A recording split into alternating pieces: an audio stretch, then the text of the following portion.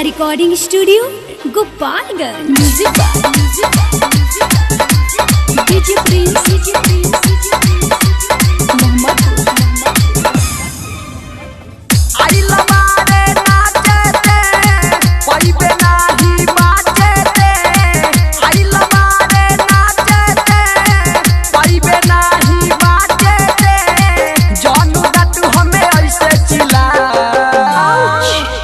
बोली पचले लागोली तीत बोली पचले लागोली हवे रे छौड़ी गोपालगंज जिला।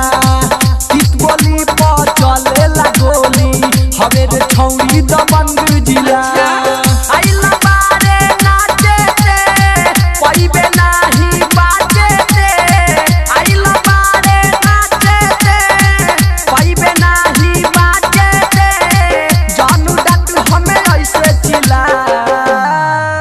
तीत बोली पचले लागोली तीत बोली पचले लागोली हवे रे छौड़ी गोपालगंज जिला।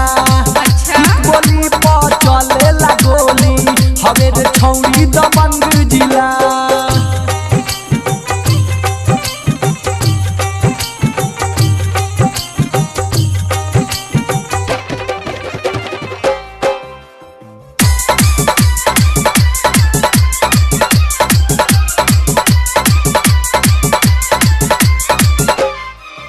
राय से बोला बेटा मीठे मीठे बातें बोले। राय से बोला बेटा मीठी मीठी बातें बोले। मत पाजावा में कस के धले देख के तन चिलैबे चाहे छटपटैबे जवन मन करी तवन काले। भले से करबे हाला रे झूठी गौवा मोहाला रे। भले से करबे हाला रे झूठी गौवा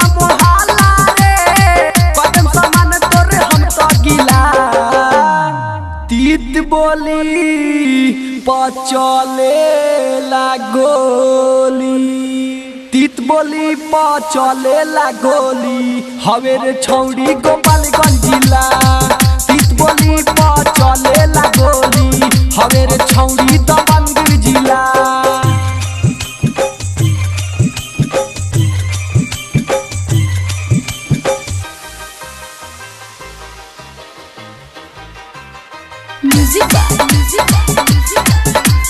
डीजे प्रिंस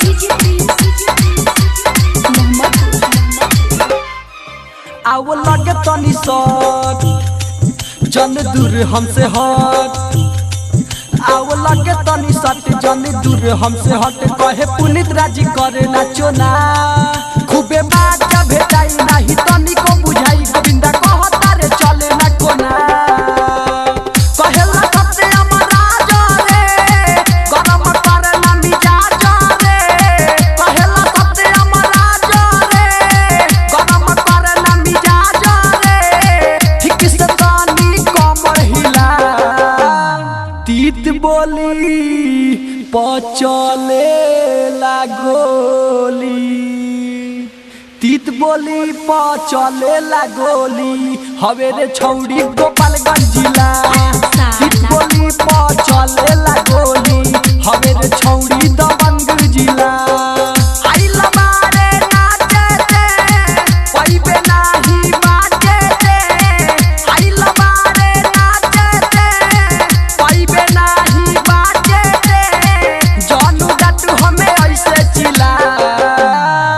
तीत बोली पचले लागोली तीत बोली पचले लागोली हवे रे छौड़ी गोपालगंज जिला। तीत बोली पचले लागोली हवे रे छौड़ी दबंग जिला। जोकर।